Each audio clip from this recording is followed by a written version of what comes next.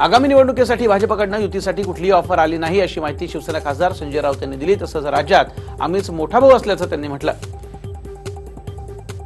आगामी अर्थसंकल्पीय अधिवेशनात शेतकरी कर्जमाफीचा मुद्दा मांडण्याबाबत बैठक झाली अशी माहिती मातोश्रीवरील बैठकीनंतर संजय राऊत यांनी दिली आहे। तसंच आयकराचे उत्पन्न 8 लाखापर्यंत करावं अशी मागणी करण्याबाबत चर्चा झाल्याचं राऊत म्हणाले। शिवसेनेकडून युतीचा प्रस्ताव नाही, युतीचा फॉर्म्युला ठरलेला आहे, त्यानुसार युती होणार अशी माहिती रावसाहेब दानवे यांनी दिली। आम्ही शेवटपर्यंत युतीसाठी प्रयत्न करू असं रावसाहेब दानवे म्हणाले। 2014ला इतिहास घडवला, आता ही इतिहासाची संधी असून पुढच्या 5 वर्षात दिग्विजयी भारत तयार करणार असल्याचं मुख्यमंत्री म्हणाले। जालन्यातील लोकसभा निवडणुकीच्या आधी भाजपच्या कार्यकारिणीच्या बैठकीदरम्यान ते बोलत होते। एकमेकांचं तोंड न पाहणारे मोदींच्या भीतीपोटी एकत्र आल्याचं मुख्यमंत्री फडणवीस यांनी म्हटलं। तसंच त्यांचं कोणतंही धोरण आणि विकासाची दिशा नसल्याचंही मुख्यमंत्री म्हणाले। तर पवारांची सभा ऐकायला कोण जाईल, एकच नेता मोदी ज्यांना लाखो लोक येतात असं म्हणत मुख्यमंत्र्यांनी शरद पवार यांच्यावरही टीका केली। मराठा आरक्षणाची मागणी काँग्रेसच्या काळात दडपवली होती, मात्र आमच्या सरकारनं कायदा करून आरक्षण दिलं असं भाजप प्रदेशाध्यक्ष रावसाहेब दानवे यांनी म्हटलं। कोल्हापूर जिल्ह्यात राष्ट्रवादी काँग्रेस पक्षाची पहिली परिवर्तन यात्रा कागल या ठिकाणी झाली। आमदार हसन मुश्रीफ यांच्या कागल मतदारसंघातनं यात्रेला सुरुवात झाली। शेतकऱ्यांकडे सरकारचं दुर्लक्ष झालं असून महिलांवरती आजही अत्याचार होत आहेत, तसंच देशात कायदा व्यवस्था बळकट नसल्याची टीका अजित पवारांनी केली।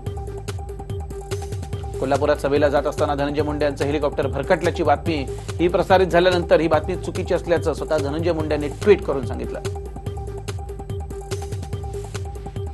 जालन्यात भाजपा किसान मोर्चाचे रावसाहेब भवर यांनी शेतकऱ्याला मारहाण केली। जमिनीच्या वादातनं शेतकऱ्यासह कुटुंबियांना जबर मारहाण करण्यात आली। ज्ञानेश्वर खांडे भराड यांच्या शेतात विहीर खोदण्यासाठी निघालेल्या भवर यांना विरोध केल्यामुळे ही मारहाण झाली। ज्ञानेश्वर यांच्या फिर्यादीवरनं टेंभुर्णी पोलीस ठाण्यात गुन्हा देखील दाखल केला गेलाय। इतिहासकार बाबासाहेब पुरंदरे यांना पद्म पुरस्कार द्यायला राष्ट्रवादीचे नेते जितेंद्र आव्हाड यांनी विरोध केलाय। याच पार्श्वभूमीवर त्यांनी शरद पवार यांची भेट घेतली। दरम्यान यावरती पवार काय भूमिका घेतात याकडे सगळ्यांचं लक्ष लागलंय। मराठा आरक्षणावरती कोर्टात सुनावणीला सुरुवात झाली असून मागास प्रवर्गाचा अहवाल याचिकाकर्ते विरोधकांना द्या असे निर्देश मुंबई हायकोर्टानं राज्य सरकारला दिलेत। मराठा आरक्षणावरती 6 ते 8 फेब्रुवारी दरम्यान अंतिम सुनावणी होणार असून विरोधकांना काही रिप्लाय फाईल करायचा असल्यास ते 6 मार्च पर्यंत फाईल करू शकतात असं हायकोर्टानं म्हटलं। पुण्यात स्वाभिमानी शेतकरी संघटनेचा साखर आयुक्तालयासमोर ठिय्या आंदोलन झालं। साखर जप्ती करण्याची राजू शेट्टी यांनी मागणी केली आहे। सर्व पद्मरत्न पुरस्कारांचं अभिनंदन, पण वीर सावरकर पुन्हा दुर्दैवी ठरले ही वेदना आहे अशा आशाखाली आज शिवसेनेचं मुखपत्र सामनामध्ये अग्रलेख लिहिला गेलाय। वीर सावरकरांना भारतरत्न मिळाला नसल्याची खंत व्यक्त केली आहे। मुंबईतील जोगेश्वरीमध्ये काँग्रेसच्या कार्यक्रमात माजी क्रिकेटर मोहम्मद अझरुद्दीन यांना हजेरी लावली। यावेळी अझरुद्दीन यांनी उपस्थितांची शेरोशायरीनं मन जिंकली। सातारा एसटी डेपोतील डिझेल संपल्यामुळे शिवशाहीच्या सर्व एसटी बसेस जागेवरती उभ्या आहेत। त्यामुळे अनेक लांब पल्ल्याच्या गाड्या खोळंबल्या असून मुंबई पुण्याला जाणारे प्रवासी सातारा बस डेपोत अडकून पडले।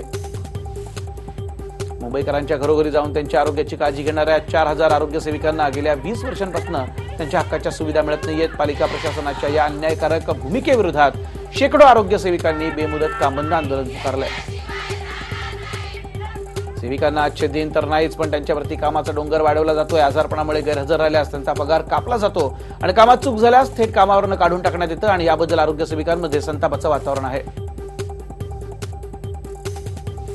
पुण्यात पुन्हा एकदा कांजार भाट समाजानं कौमार्य चाचणी घेतल्याची धक्कादायक घटना समोर येते। पुण्यातील 2 वधूंची कौमार्य चाचणी घेण्यात आली। सर्व उच्च शिक्षित असताना देखील कांजार भाट समाजातील अशी क्रूर परंपरा आजही बघायला मिळते। डबे सोडून कोकण रेल्वेचं इंजिन पुढे गेल्याची घटना कुडाळ रेल्वे स्थानकात घडली। हॉलिडे स्पेशल असणारी सीएसएमटी करमाळी गाडीचे इंजिन यावेळी 400 मीटर पुढे गेलं। दरम्यान ही घटना घडल्यानंतर रेल्वे प्रशासनाकडून टेक्निकल प्रॉब्लेम असल्याचं सांगितलं, तर रेल्वे प्रशासनाकडून या अपघाताच्या चौकशीसाठी समिती नेमली गेली। 2 दिवसांपूर्वी 8 कोटी रुपये खर्च करून पंढरपूरमध्ये तुळशी वृंदावनाचं उद्घाटन झालं। मात्र पंढरपूरमध्ये असणाऱ्या जिजामाता उद्यानातील दगडी भिंतीला भगदाड पाडून 2 ते 2.5 लाखांचं साहित्य हे चोरट्यांनी चोरून नेलं। यामध्ये घसरगुंडी, पत्रे, झोके अशा लहान मुलांच्या खेळांचा समावेश आहे। पंढरपुरातील लहान मुलांना खेळण्यासाठी चांगली अशी जागा देखील नव्हती, मात्र चोरांनी आता आपण बघतोय हे खेळ नेल्यामुळे आता दुष्काळात 13वा महिना म्हणावा लागेल। संजय गांधी नॅशनल पार्क प्राधिकरणानं बृहन्मुंबई महानगरपालिकेच्या 3800 कोटी रुपयांच्या गोरेगाव मुलुंड लिंक रोडला आता मंजुरी दिली आहे, त्यामुळे गोरेगाव मुलुंड लिंक रोडचा मार्ग मोकळा झालाय. निसर्ग संपदा तसंच वन्यजीव यांच्यावरती कोणताही परिणाम होणार नाही याची हमी पालिकेनं दिल्यानंतर बोरिवली नॅशनल पार्क प्राधिकरणानं ही परवानगी दिली. श्रीगोंदा नगर परिषदेवरती भाजपचा झेंडा फडकला असून 19 पैकी 11 जागांवर भाजपचे उमेदवार विजयी झाले, तर काँग्रेस राष्ट्रवादी काँग्रेसच्या हाती 8 जागा आल्या. राज्याचे लक्ष लागलेल्या कराड तालुक्यातील मलकापूर नगरपालिकेच्या पहिल्या सार्वत्रिक निवडणुकीत काँग्रेसनं बाजी मारत बालेकिल्ला राखला. माजी मुख्यमंत्री पृथ्वीराज चव्हाण यांच्या समोर भाजपनं आव्हान उभं केलं होतं. नागपूरच्या महादुला नगरपंचायतीवरती भाजपनं सत्ता मिळवली आहे. भाजपचे उमेदवार राजेश रंगारी हे नगरपंचायतीवरती निवडून आले असून त्यांनी काँग्रेसच्या रत्नदीप रंगारी यांचा पराभव केला. मलकापूर नगरपालिकेत काँग्रेसला 14 जागा मिळाल्या, तर भाजपला 5 जागा मिळाल्या. काँग्रेस नगराध्यक्षपदाच्या उमेदवार नीलम येडगे 270 मतांनी विजयी झाल्या. मुंबई वडोदरा द्रुतगती मार्गाच्या भूसंपादनासाठी सरकार जबरदस्ती करत असल्याचा आरोप करत पालघरमधील नागझरी येथील लालोंडे गावात शेतकरी संघर्ष समितीच्या वतीनं विरोध प्रदर्शन झालं. चंद्रपुरात गेल्या 2 दिवसात वादळी पाऊस आणि गारपिटीनं शेतकऱ्यांचं प्रचंड नुकसान झालं असून शेतकरी हवालदिल झालाय. टोमॅटो, वांगी, मिरची, हरभरा या पिकांचं पावसामुळे अतोनात नुकसान झालंय. दरम्यान आता सरकारनं मदत करावी अशी मागणी शेतकरी करतात. तसंच नुकसानग्रस्त शेतकऱ्यांच्या पिकांचा पंचनामा करून दखल घेण्याची मागणी देखील पुढे येते. नागपूरमध्ये प्रजासत्ताक दिनी शाळेतील विद्यार्थिनींवरती मद्यप्राशन करून पैसे उधळणं पोलिसाला चांगलंच मागात पडलंय. पैसे उधळल्याप्रकरणी आता पोलीस अंमलदार प्रमोद वाळके याला निलंबित केलं गेलंय. नागपूरमधल्या भिवापूर तालुक्यात प्रजासत्ताक दिनी नांद पोलीस चौकीचा अंमलदार प्रमोद वाळके यानं शालेय विद्यार्थिनी नृत्य करत असताना त्यांच्यावरती पैशांची उधळण केली. टीव्ही 9 ही बातमी प्रसारित केल्यानंतर त्याचं निलंबन करण्यात आलं.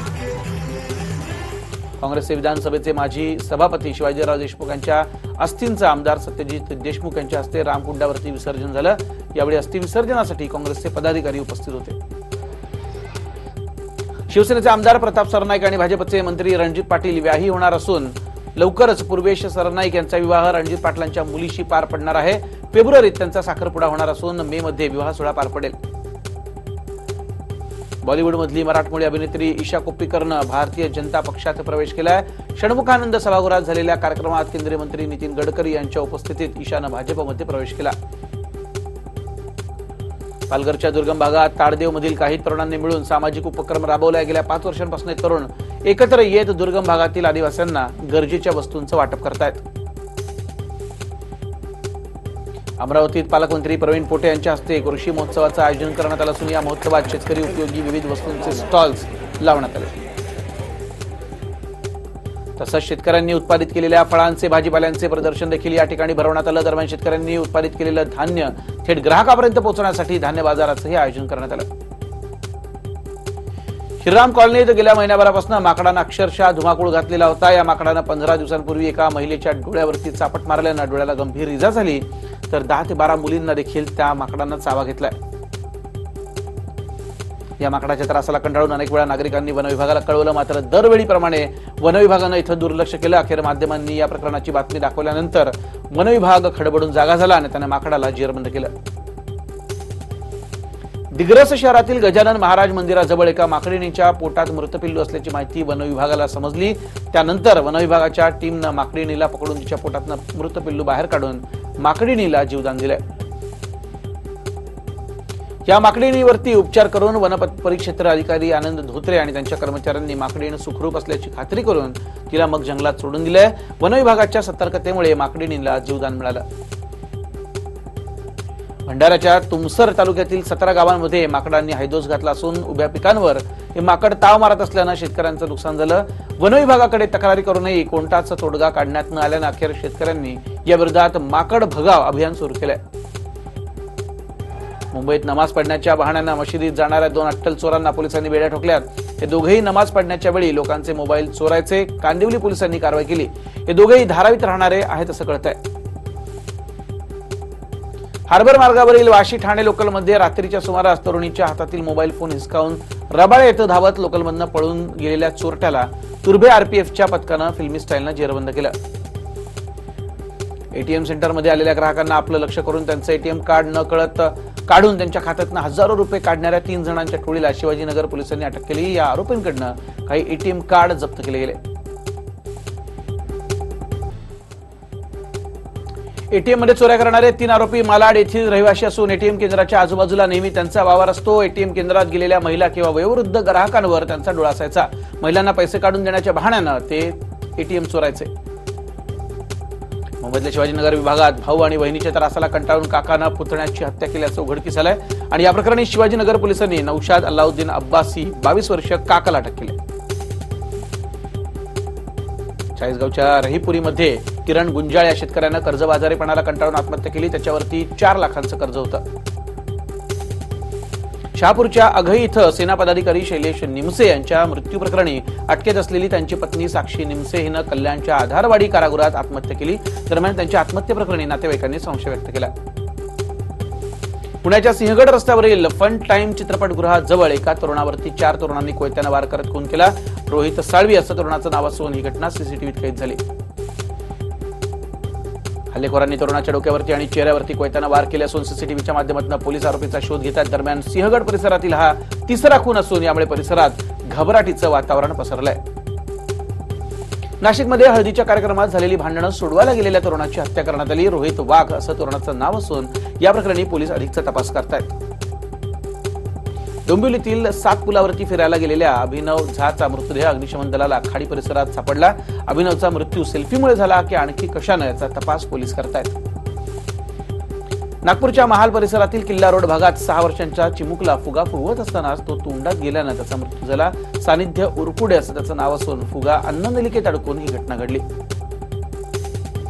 ठाण्यातील मुंब्रा येथील तलाह उर्फ अबू बकार हनीफ पोतरिक या संशयिताला दहशतवादी विरोधी पथकानं अटक केली आहे. त्याला औरंगाबाद न्यायालयात हजर केलं असता न्यायालयानं त्याला 5 फेब्रुवारीपर्यंत पोलीस कोठडी सुनावलेली आहे.